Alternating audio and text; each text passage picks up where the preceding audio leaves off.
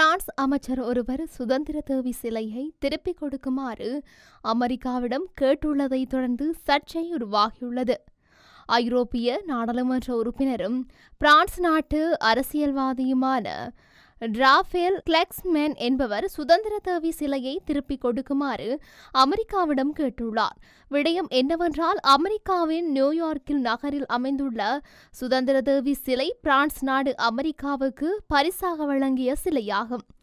1884 ஆண்டு ஜூலை மாதம் 4 அமெரிக்க விடுதலை சாற்றுரையின் 108வது ஆண்டு விழாவையொட்டி பிரான்ஸ் சுதந்திர தேவி சிலையை அமெரிக்காவுக்கு பரிசாக வழங்கியது. அதை வடிவமைத்தவர் பிரான்ஸ் நாட்டு சிற்பியாவார். ரஷ்யா உக்ரைன் நிலைப்பாடு தொடர்பில் ட்ரம்பின் வெளியுறவு கொள்கை மாற்றங்கள் மற்ற நாடுகளை கொந்தளிக்க செய்துள்ளன. இந்த நிலையில் ஐரோப்பிய நாடாளுமன்ற உறுப்பினரும் பிரான்ஸ் நாட்டு அரசியல்வாதியுமான ராஃபேல் அமெரிக்கா அடக்குமுறை ராஜ்யங்கள் பக்கம் சாய்வதாக குற்றம் சாட்டியுள்ளார். அறிவியல் சுதந்திரத்துக்காக குரல் கொடுக்கும் சமூக ஆர்வலர்களை பணிநீக்கம் செய்வது முதலான ட்ரம்பின் நடவடிக்கைகளை விமர்சித்துள்ள ராஃபேல், ஆகவே சுதந்திர தேவி சிலையை அமெரிக்கா பிரான்சுக்கே திருப்பிக் கொடுக்க வேண்டுமென குரல் கொடுத்துள்ளார். ராஃபேலுக்கு பதிலடி கொடுக்கும் வகையில் அமெரிக்க வெள்ளை மாளிகை ஊடக செயலாளரான கரோலின் லீவிட் பிரான்சுக்கு கொஞ்சமாவது நன்றி வேண்டும் என்று கூறியுள்ளார். அந்த கீழ்த்தரமான பிரெஞ்சு அரசியல்வாதிக்கு நான் சொல்லிக் கொள்ள விரும்புவது என்னவென்றால், அமெரிக்கா 2ஆம் உலகப் போரில் பிரான்சுக்கு உதவவில்லை என்றால் இப்போது பிரான்ஸ் மக்கள் ஜேர்மன் மொழிதான் பேசிக் கொண்டிருந்திருப்பார்கள் என்பதை அவருக்கு நினைவூட்ட விரும்புகின்றேன் என சுடச்சுட பதிலளித்துள்ளார் கரோலின்.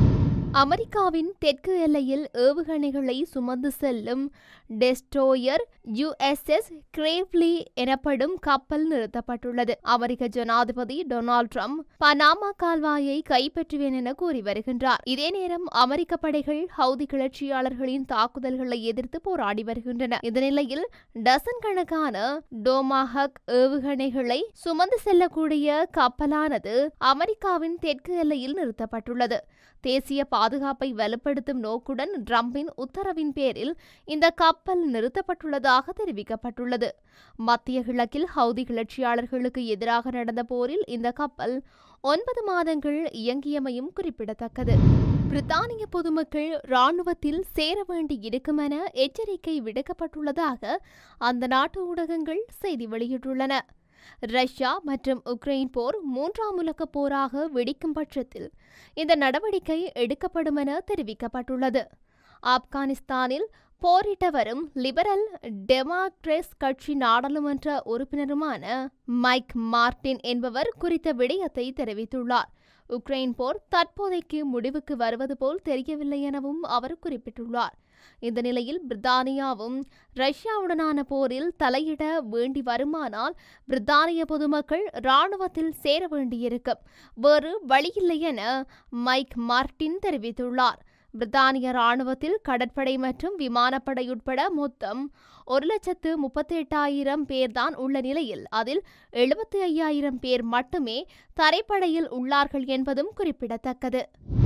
இஸ்ரேல் காசா மீது மேற்கொண்டுள்ள மிலேச்சத்தனமான தாக்குதல்கள் காரணமாக பெண்கள், குழந்தைகள் உட்பட 200க்கும் அதிகமானவர்கள் கொல்லப்பட்டுள்ளனர் என காசாவின் சுகாதார அமைச்சு தெரிவித்துள்ளது. காசா யுத்த நிறுத்த உடன்படிக்கையை சீர்குலைப்பதற்காக இஸ்ரேல் காசா பொதுமக்கள் மீது தாக்குதலை மேற்கொண்டுள்ளதாக ஹமாஸ் தெரிவித்துள்ளது. ஜனவரி 19 முதல் நடைமுறையில் இருந்து வரும் யுத்த நிறுத்தத்தை வேண்டுமென்றே இஸ்ரேல் சிதைத்துள்ளது என பாலஸ்தீனிய ஜிஹாத் அமைப்பு தெரிவித்துள்ளது. 232 பொதுமக்கள் கொல்லப்பட்டுள்ளனர் என தெரிவித்துள்ள அல் ஜசீரா, தாக்குதலை அடுத்து தற்காலிக பாடசாலைகள், பொதுமக்கள் வசிக்கும் கட்டிடங்கள், இடம்பெயர்ந்த மக்கள் தங்கியிருந்த கூடாரங்களை இலக்கு வைத்து இஸ்ரேல் தாக்குதலை மேற்கொண்டது என தெரிவித்துள்ளது.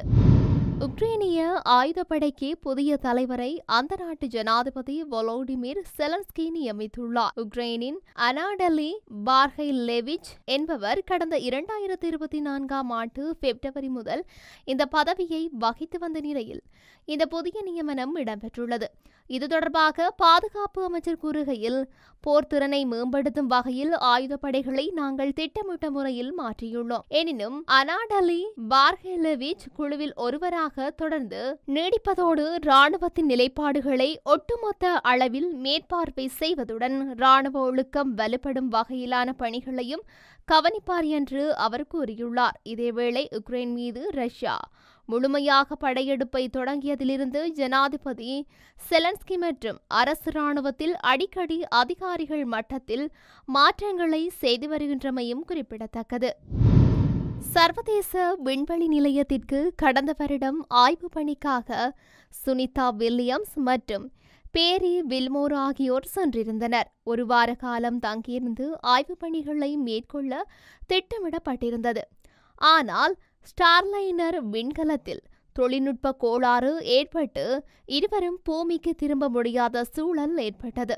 இந்த நிலையில் ஸ்பேஸ் எக்ஸ் மற்றும் நாசா நிறுவனம் இணைந்து கடந்த 15ஆம் தேதி விண்கலம் ஒன்றை அனுப்பியது. நேற்று இரவு 10:45 மணியளவில் விண்கலம் சர்வதேச விண்வெளி நிலையத்திலிருந்து புறப்பட்டுள்ளது. இந்த விண்கலம் இன்று மாலை 5:57 மணியளவில் அமெரிக்காவின் புளோரிடா கடல் பகுதிக்கு வந்து சேரும் என்று எதிர்பார்க்கப்படுகின்றது. இந்த நிகழ்ச்சியை நேரடி ஒளிபரப்பு செய்ய நாசா தீர்மானித்தும் இருக்கின்றது. அமெரிக்க முன்னாள் ஜனாதிபதி ஜோ பைடன் தனது பதவிக்காலத்தின் இறுதி நேரத்தில் வழங்கிய மன்னிப்புகளை ஜனாதிபதி டொனால்ட் ட்ரம்ப் ரத்து செய்து உத்தரவிட்டார். அது டிஜிட்டல் முறை கையெழுத்தில் வழங்கப்பட்டது. அவருக்கு எதுவும் தெரியாது என ட்ரம்ப் குற்றம் சாட்டி இருக்கின்றார். இன்றைய தினம் ஜோ பைடன் வழங்கிய கடைசி நேர மன்னிப்புகளை ஜனாதிபதி டொனால்ட் ட்ரம்ப் ரத்து செய்ய உத்தரவிட்டுள்ளார். இதுகுறித்து சமூக வலைதளத்தில் ட்ரம்ப் வெளியிட்டுள்ள அறிக்கையில் தெரிவிக்கப்பட்டுள்ளதாவது: ஜோ பைடன் வழங்கிய கடைசி நேர மன்னிப்புகள் செல்லாது. அது டிஜிட்டல் முறை கையெழுத்தில் வழங்கப்பட்டது. அவருக்கு எதுவும் தெரியாது. மன்னிப்பு வழங்கியது குறித்து பைடனுக்கு விளக்கப்படவில்லை. அது அங்கீகரிக்கப்படவில்லை. அவருக்கு அவற்றை பற்றி எதுவும் தெரியாது.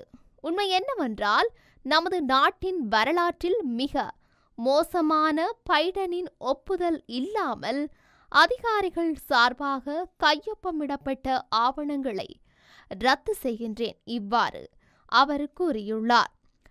இதேவேளை சட்டவிரோதமாக துப்பாக்கி வைத்திருந்தமை, அது தொடர்பில் போலி தகவல் வழங்கியது உள்ளிட்ட குற்றச்சாட்டுகளில் ஜோ பைடனின் மகன் ஹண்டர் பைடனை குற்றவாளியாக அமெரிக்க நீதிமன்றம் அறிவித்தது.